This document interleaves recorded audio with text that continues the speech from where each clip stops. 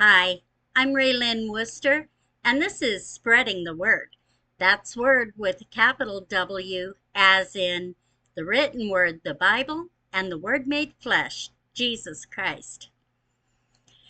Today I'm going to be reading to you from The Directed Path Continues. This is the second set of stories in the continuing saga of the lives of Brian and Raylyn Wooster and the dedicated path that the Lord had set out for their lives. And when we left off, we found that the couple had moved to Benson and were getting acclimated. So let's pick it up there. Life or death. Her first clue that something was very wrong was in the beginning of September. Brian would come home after just an hour at work, completely wiped out. He would say that he couldn't tolerate the heat. He was barely eating, and he felt weak. She would take his blood pressure, and sometimes it was a little high or low, but mostly it was fine. She read the labels on his blood pressure medicine and saw that most of his symptoms were possible side effects of the medication. They made an appointment with their doctor to see if maybe his medication needed adjustment. Becky could see something was wrong, but she wasn't sure what. She ordered lab work done. "We'll get to the bottom of this," she promised. The next week, while waiting for the lab results, things got worse. Brian started throwing up almost everything he ate. He got dizzy. Raylyn noticed with alarm that the little bit of belly that she lovingly referred to as his holding tank, evident in the picture of him in his work shirt in July, was now non-existent. Brian had lost a lot of weight in a very short period of time. She was now very concerned about her husband, but they'd seen the doctor. There was nothing else they could do for him but wait for the results to come in. A few days later, Brian woke up and told his wife that he felt like he was dying. This was no exaggeration.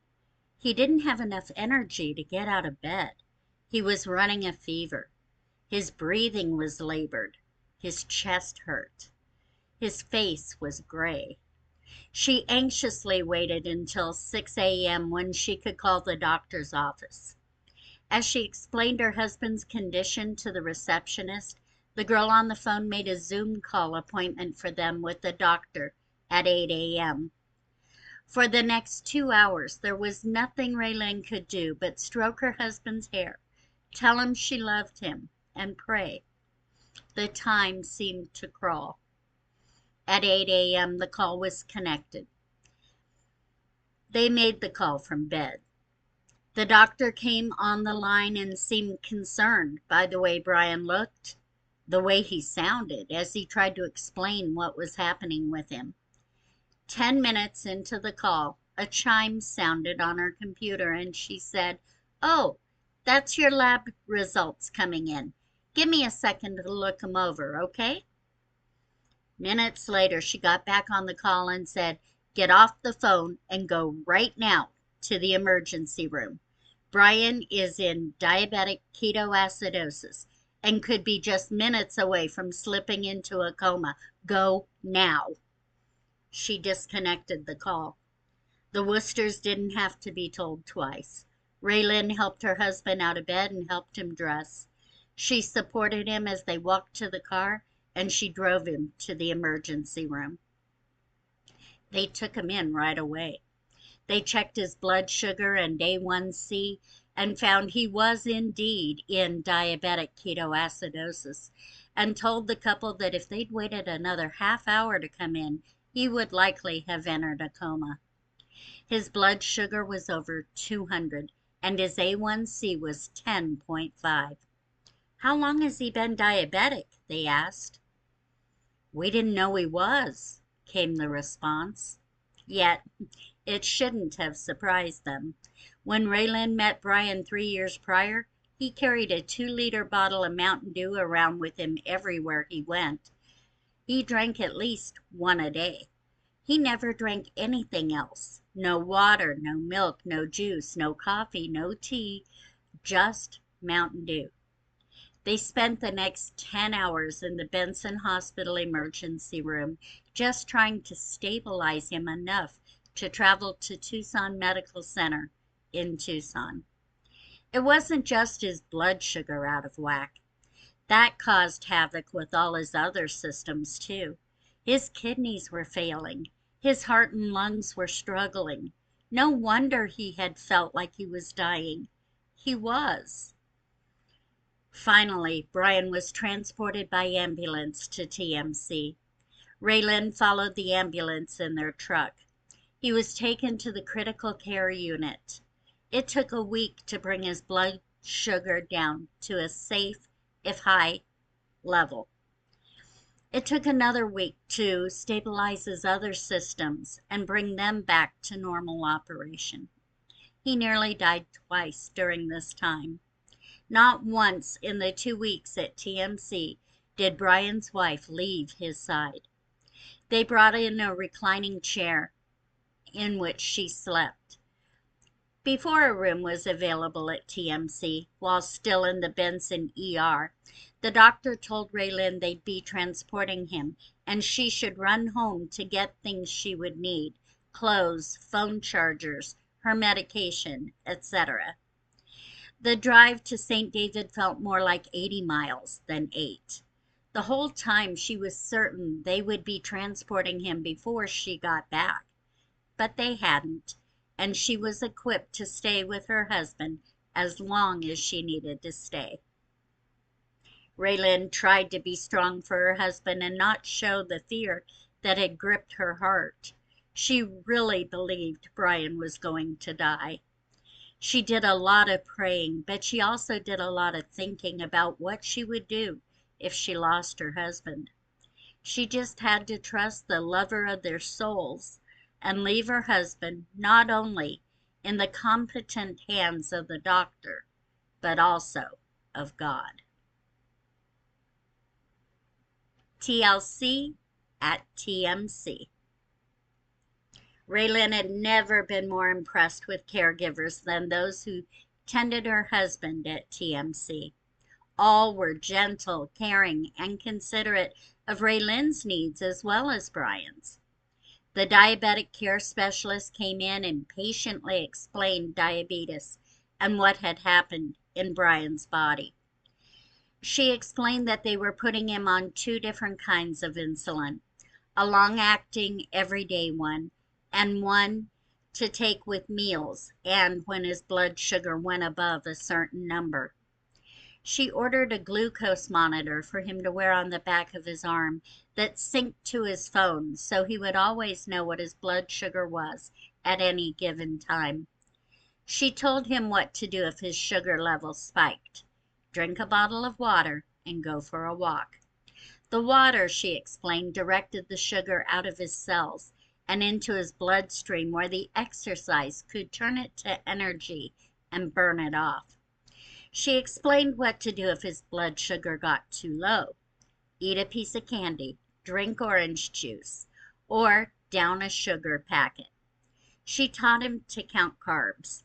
Carbs turned to sugar. She had Raylan download an app on her phone that told carb counts on any food you could find in a grocery store and all of the offerings of over 100 restaurants. She told him the maximum amount of carbs he could have for each meal and what types of food to eat and which to avoid. She told them that portion size was critical and advised them to get a food scale and weigh out his food so the carb counts would be accurate. He needed to drink water, lots of water, and to switch to 0 sugar soda if he absolutely could not do without it. She told him to snack between meals if he felt lightheaded or dizzy or hungry, but that he needed to have a protein with a carb, such as a meat stick or peanut butter with crackers. The protein slowed down the process of carbs turning to sugar, she explained, keeping the blood sugar more consistent so it wouldn't spike or plummet. All of these requirements were life or death, they explained. They were non-negotiable. The clerk from the billing and insurance department also came into Brian's room to chat with Raylene. I have paperwork for you to fill out on your husband's behalf, he told her. And I need copies of his driver's license and insurance card. We have no insurance, Raylene replied. She explained that she was on Social Security only and that Brian had applied but had yet to receive his first check. He worked but only received their lot rent and utilities as pay, no financial compensation. The clerk said, "You should definitely qualify for Medicaid then. Have you applied for access?"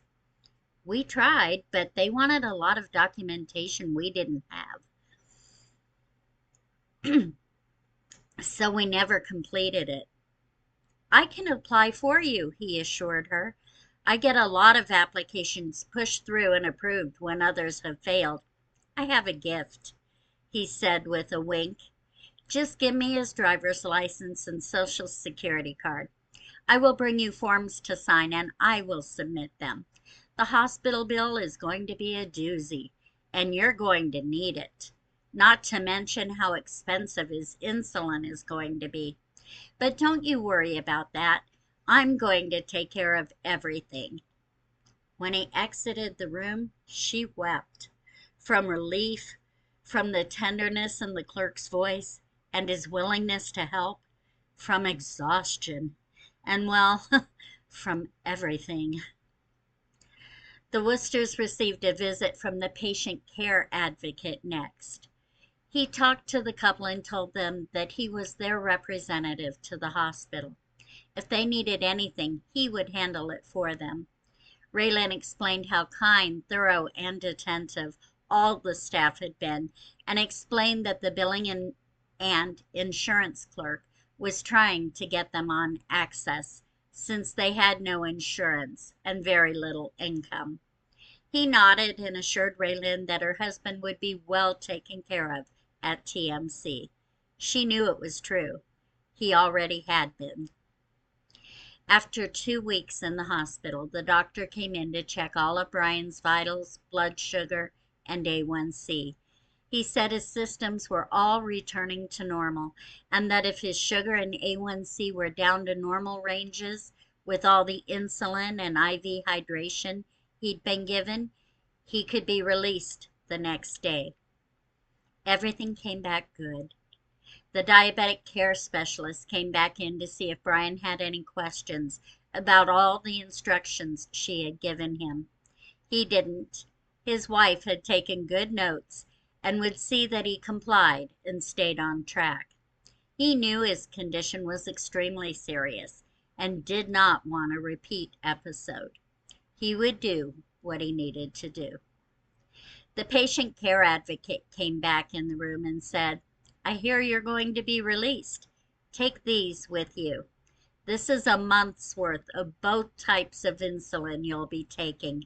I procured samples for you to tie you over until your access is approved or your Social Security check kicks in.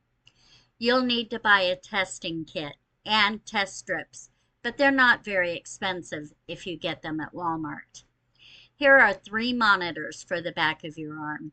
They have to be replaced every 14 days. They should last until your money comes in. When access kicks in, your entire hospital bill, your medications, the ambulance ride, and the Benson Hospital ER bill should all be covered with no copay." Raylan didn't know what to say. Thank you just wasn't enough. All of Brian's nurses, doctors, the diabetic care specialist, the billing clerk, and the patient care advocate all came in to say goodbye before Brian was cleared to be released. The nurses stated what a good patient he'd been and told Raylan that even when his vitals were crashing, Brian was sharing his faith with them. He said he was not afraid because he served a loving God who was taking care of him, and he asked if they knew Jesus. Raylan had never been prouder of her husband. The doctor gave Brian a work release letter stating that he still needed 3 weeks rest at home before returning to work. Brian would have a follow-up appointment at the end of the 3-week period, at which time the doctor would write another letter saying he was cleared for duty. Raylan was so impressed with the TLC her husband received at TMC from every person who interacted with him that she sent personalized thank you cards to each of them upon her return home. She signed a copy of her book and took it to his main charge nurse, who was a believer and who sent her personal cell phone home with Raylan in case Brian had any questions or issues while trying to get used to managing his diabetes. Brian was going to live, and he was going to be just fine, largely, she knew, due to the staff at TMC and the faithfulness of their God. God sends. Brian and Raylan left the hospital and drove to Walmart. There they purchased a testing kit, a food scale, and a refrigerated lunch bag in which to keep insulin, the testing kit, water, and snacks for use whenever Brian would be away from home. He needed to have this handy at all times, the diabetic specialist told him, just in case. As they pulled into the RV park, they stopped in the office to talk to the managers and to check their mail. They explained what Brian had gone through in the hospital and gave them the letter from the doctor. The manager said that they had been very concerned about Brian and that he needed to take his time and heal and not to worry about his lot rent. They would cover it while he recovered, they said. Brian was their main concern, not the money. What a godsend this couple was. On their way out, they checked their mail. It contained a letter from the Department of Economic Security stating that Brian had been approved for access and should receive his card in the mail shortly. Another blessing. It was the 3rd week of September, and Raylan had not even thought about her monthly women's conference. She wouldn't be able to have one this month for sure. She wondered if she should continue with it at all when the Lord spoke to her heart. Find a bigger venue for October and book every 2nd Friday for the rest of the year. Take flyers to every church in Benson and post them on bulletin boards around town. As before, I will show you exactly what to do and will provide everything you need. That Sunday at church, she mentioned to her pastor that she would be doing these monthly conferences if she could find a venue.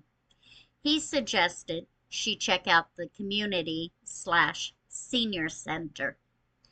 He also said that the church would support her ministry as an outreach of the church. He would make copies of flyers for her and would advertise it in the bulletin each week and announce it in the service the week of the conference. The next day, she went to the community center and found that their room held 150 and had a large kitchen and public restrooms attached for her use. There was also a flat-screen TV and sound system if she needed it. If she left a $100 deposit in the form of a check that they would hold and not deposit, she could rent the room for $20 each month, as her event was free and benefited the community. She could have this huge facility, which could accommodate everyone who wanted to attend, for the same price as the 15-seat meeting room in Ship, Arizona. Another blessing from God. She had no doubt that the conferences would be a success with this type of provision. She was so excited about them that she phoned her friend Sylvia, whom she had met in Ehrenberg, to tell her all about it. "I've got vacation time coming," Sylvia said. "I would like to be there for your conference. Can you arrange for me to rent a casita at your park for a few days around that date?" Raylin was able to arrange the rental. The manager said they would give Sylvia a free day if she paid for two. Everything seemed to be falling into place. Raylin's Social Security check came in the 1st of October. It was just under $1,000.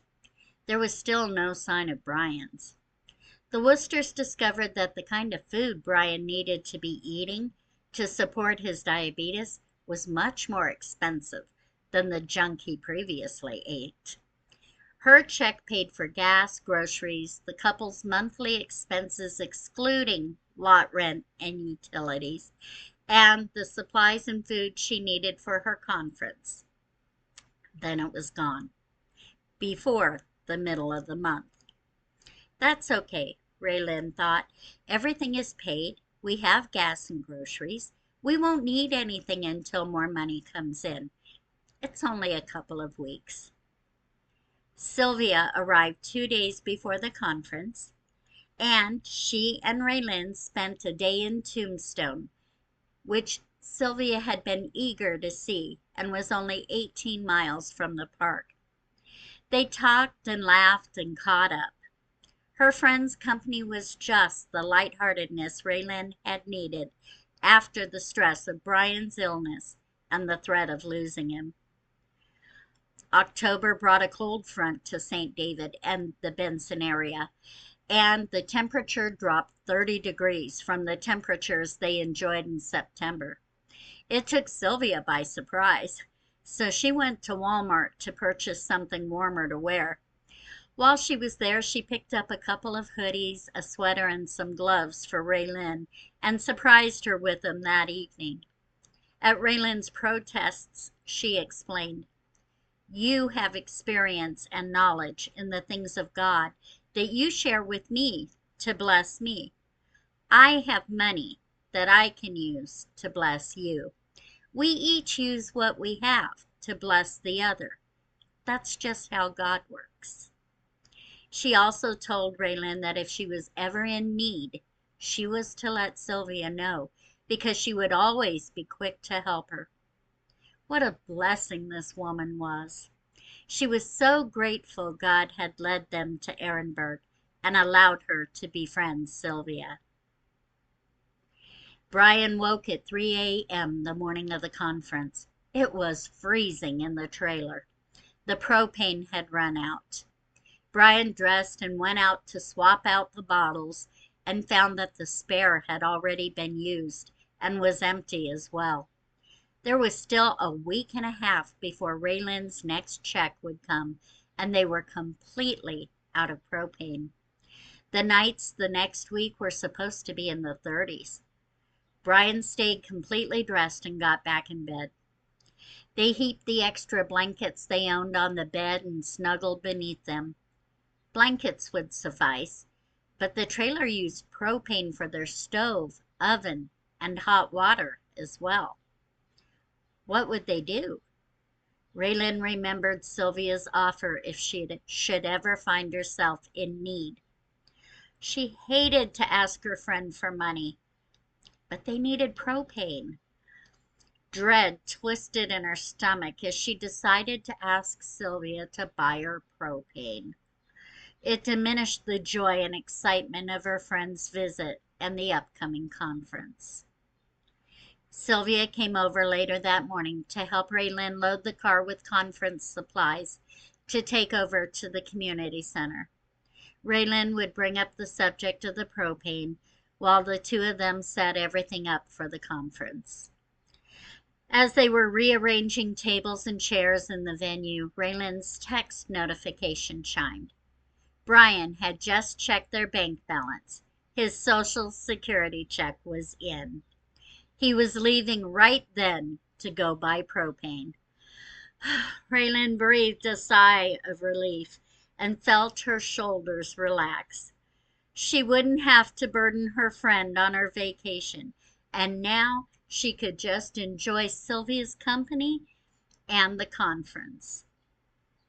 The conference was a huge success. There were 22 women present, including Raylan's daughter and granddaughter from Tucson, women from 5 different churches and several unchurched. The activities were designed to provide a safe place where the women could confide in and share with one another, as well as receive teaching to encourage their faith. Many made new friends and gathered contact information and shared what a blessing the conference had been to them.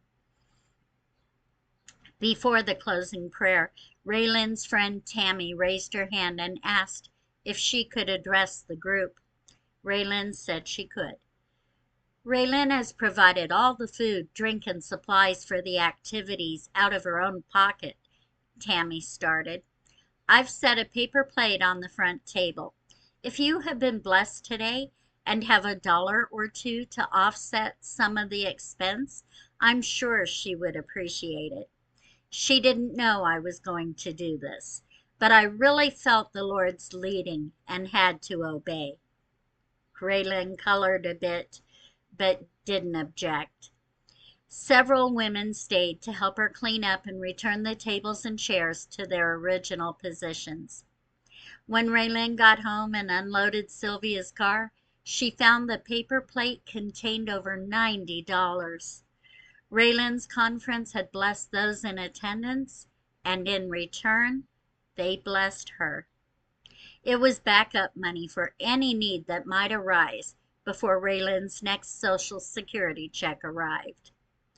None of these blessings and godsends went unnoticed. Brian and Raylan were both very grateful for all of God's provision for them. They were truly loved and highly favored. The winter of our discontent. The 3rd week of October brought Brian's follow-up appointment with the doctor, in which he was released to go back to work, with instructions to start out slow and take it easy. He also needed to make an appointment with his primary care doctor to keep her in the loop, and so she could monitor his progress with his diabetes care. Brian was being very diligent with his eating, measuring out his food, eating the right combinations of the right foods, keeping a food diary to keep track of his carbs and how much insulin he was using. His alarm on his glucose monitor would sound whenever his sugar went above 150 or below 70. The desired range was 90 to 120. Keeping the numbers in the desired range took some practice. His alarm would often go off after supper as his sugar level climbed. He would drink a bottle of water, and they would go for a walk through the park together in the dark, using his flashlight on his phone to light the way.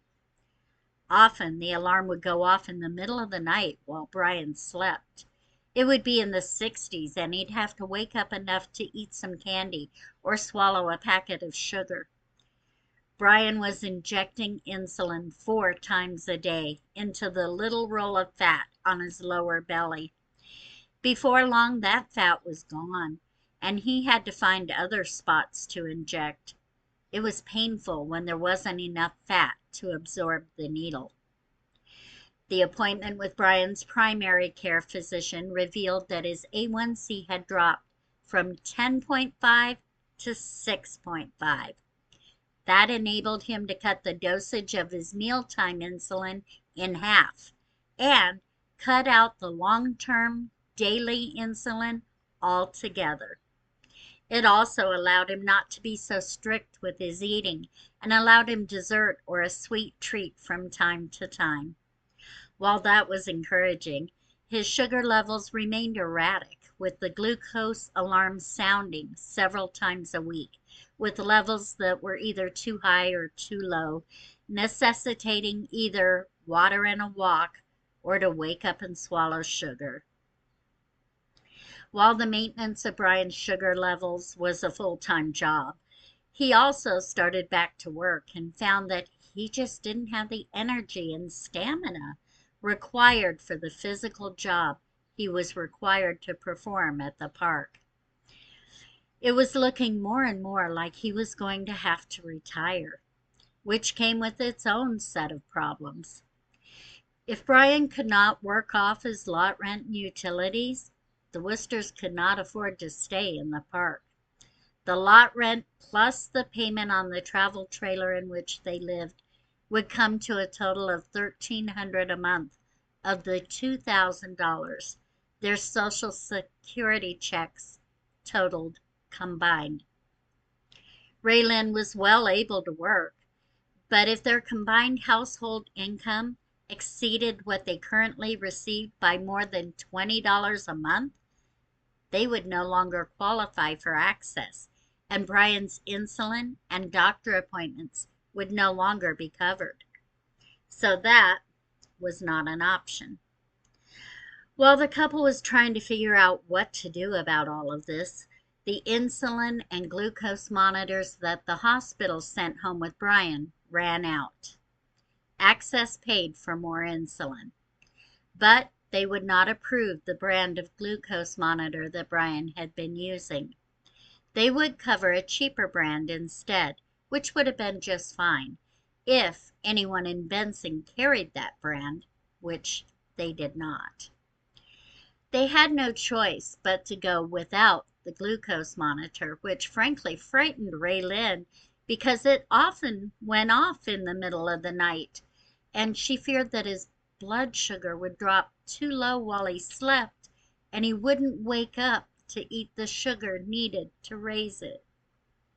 Their faithful God had the answers to all of these issues, of course, but the end of October and beginning of November would be times of trial, fear, and discontent for the Woosters as they tried to navigate their new normal and figure out where they would need to go from here. Finding solutions. Two things were certain and had to be dealt with immediately. Number one, Brian could not get his glucose monitors and would have to find a way to track and maintain his sugar levels without it. And two, Brian would have to retire, and the Woosters would need to find a cheaper place to live. Glucose monitors were a luxury, the Woosters knew. Many diabetics got along just fine without them. It just meant that Brian would have to poke his finger several times a day to see where his sugar levels were at. It was not fun, but he could do it. Needles were already a regular part of his new normal daily routine. Raylin also realized that his blood sugar dropped while Brian was sleeping. It made sense that if he ate a snack right before bedtime, it would possibly raise it enough that if it dropped after going to bed, it may not drop below the baseline of 70. It was worth a try. The Woosters implemented both tactics immediately, and they worked. Between the two, Brian's sugar stayed where it needed to stay without the warning of a glucose monitor and without him failing to wake up from low blood sugar. One problem solved. Next, the couple needed to search the Benson RV parks to see if they could find a spot with a lot rent they could afford to pay if neither of them were working and they were living solely on their Social Security. They found a spot at a no-frills park right next to their church for $4.50 a month. Between that, their trailer payment, and other bills, they would have no money for extras or emergencies, but they could do it. It beat the $8.95 a month lot rent at the lakes.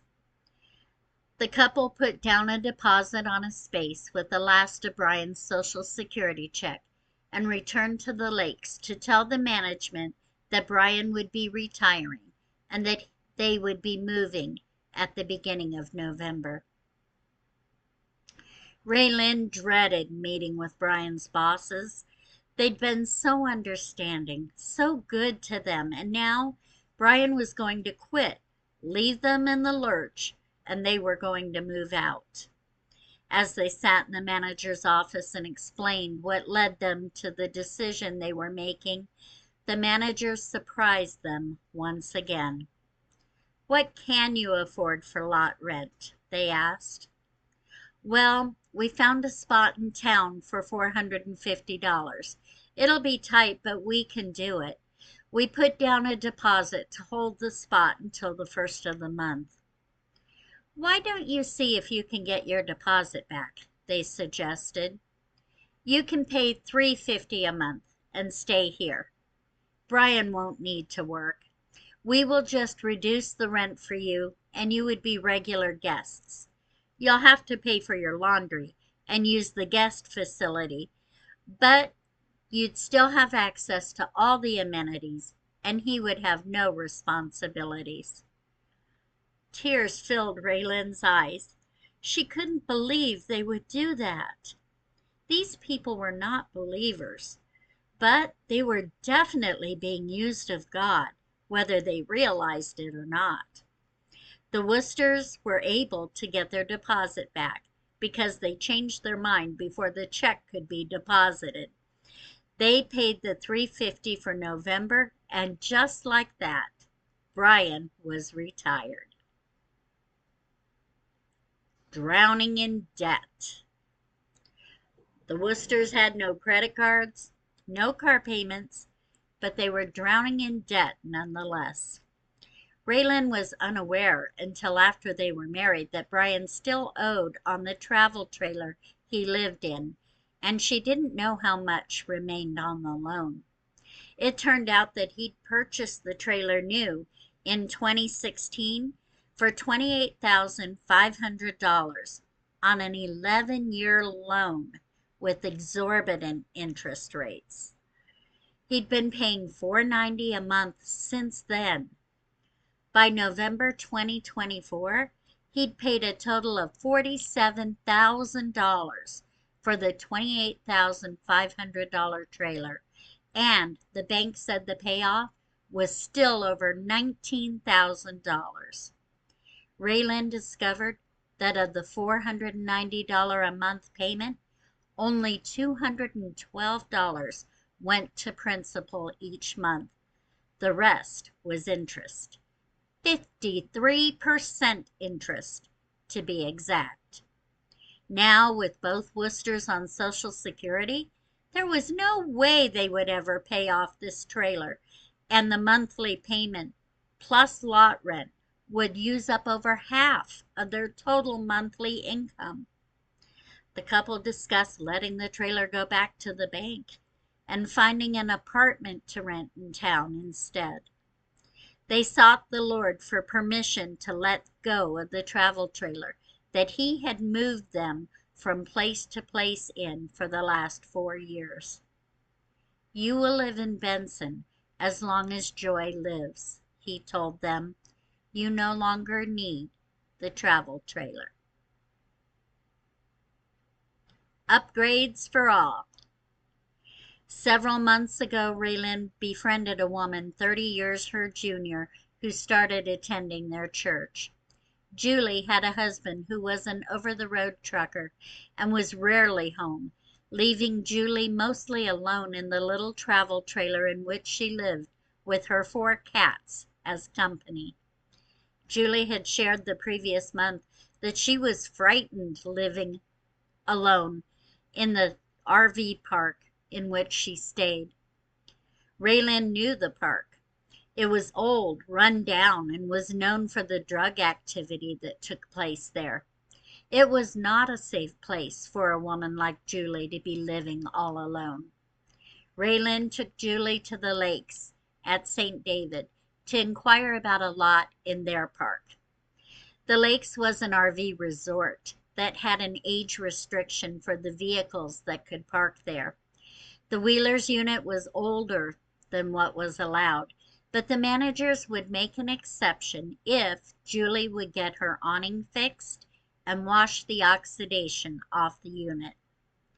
The lots at the lakes were much more expensive than what Julie currently paid, but her husband made good money driving truck. It turned out that they could afford the lakes, and Julie made arrangements to move immediately. Brian hooked up Julie's trailer and moved it to St. David just weeks after getting out of the hospital. He parked and leveled it, and everyone concerned was relieved that Julie would be living in this park. Her husband was especially grateful. Now, in November, Julie had been getting notices from management that she still hadn't gotten the awning fixed or the oxidation removed. "I can't do it by myself, and it's too expensive for someone else to do it," she complained. She didn't know what to do. She loved it at the lakes and didn't want to be forced to move. Seemingly out of nowhere, a plan was formed that appeared to be the solution to everyone's problems. Julie's best friend, Cheyenne, was currently living with friends and was needing to find a place of her own, but couldn't afford the rents in the area. Julie could sell her travel trailer to Cheyenne for payments she could afford. Cheyenne had another friend who would allow her to park it on her property for free. The Wheelers had discussed buying a newer trailer on many occasions. He made good money, but due to some bad choices in his past, did not have good enough credit to finance anything, leaving his hands tied.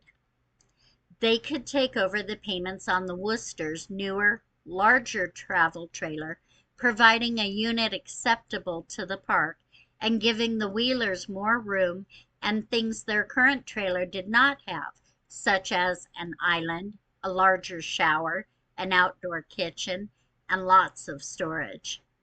That would free the Woosters to move into an apartment in town and get out from under their trailer payment.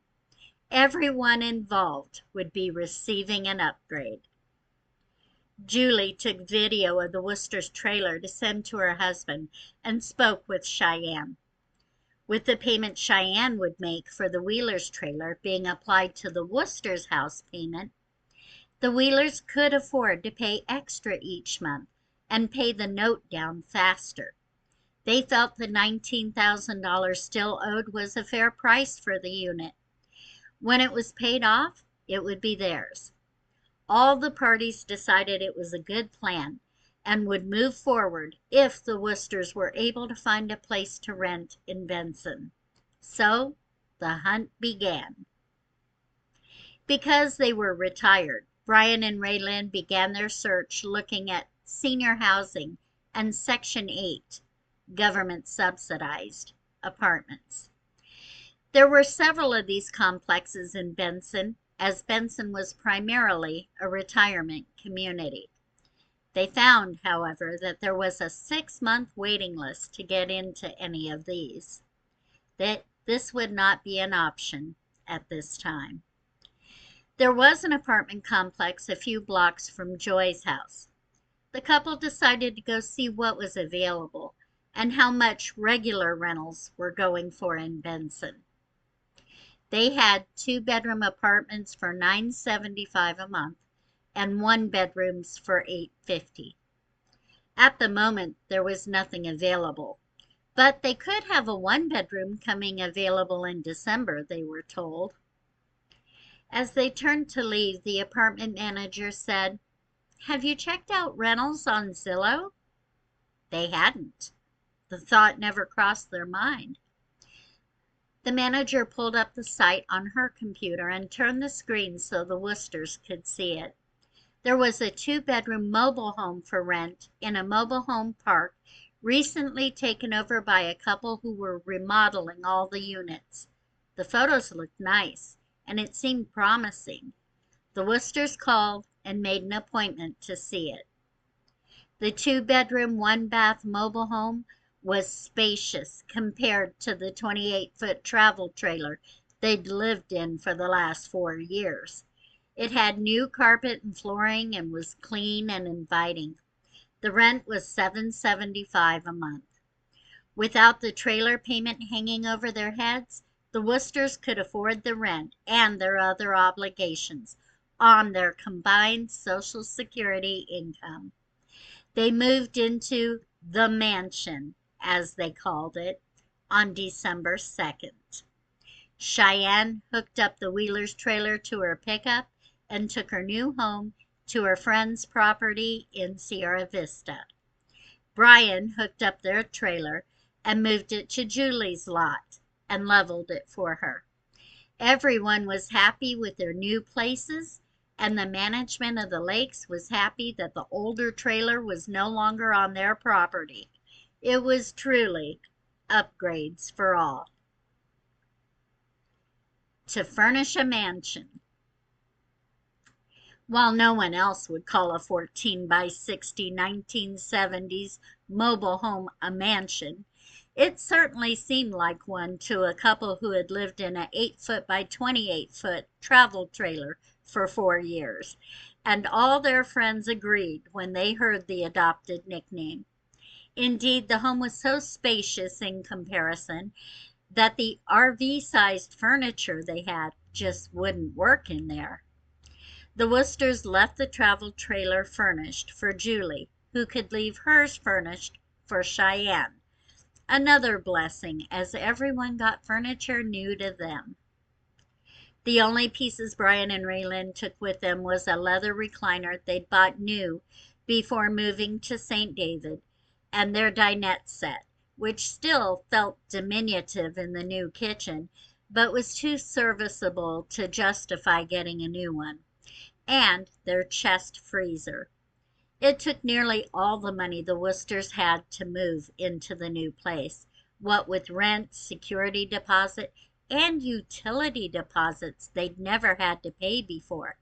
So they would bargain shop and fill their home with secondhand furniture, which they could upgrade later. The November Women's Conference went well. Several women from the previous one showed up again, and these faithful 6 would end up coming to every single conference for the year and a half they were held, arriving early to help set up and staying late to help clean up. Raylyn never saw who did it, but every month one of them would set out a bowl on the table with the snacks and drinks for a free will offering, which this month came in very handy for purchasing furniture for the mansion. The first piece they acquired was a full-length, nearly new Broyhill sofa from a thrift shop in Tucson for $100. It was their splurge, their big-ticket item. Because they had to leave their wall-mounted TVs, one quite large, and built-in microwave in their travel trailer, Julie's husband Jeremy bought the Woosters a Roku TV with legs and a new microwave. He got home for Thanksgiving for a few days, was able to see Julie's new place and meet Brian and Raylyn. "It's payment," he said, "for all you've done to help my wife in my absence. I am beyond grateful." He also gave them the bottom half of a beautiful wooden china cabinet, which made a good piece on which to set the TV in the living room, with room for games, photo albums, etc. in the bottom, and a queen-size bed frame, which he had in storage, that they would never use as long as he was trucking and his wife was living in the RV. Joy gave the couple an extra dresser she had and loaned them a full-size bed until they could get a mattress for the queen frame. A friend gave them a rocker they no longer wanted.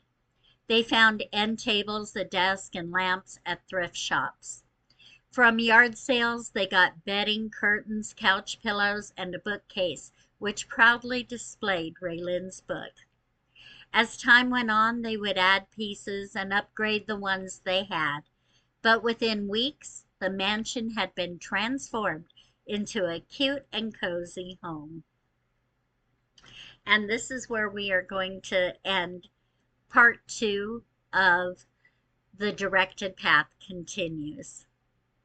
Wow, it'd been a little bit of a bumpy winter for Brian and Raylyn in Benson, but who knows what's going to happen next. The new year is looking promising with the move into the mansion.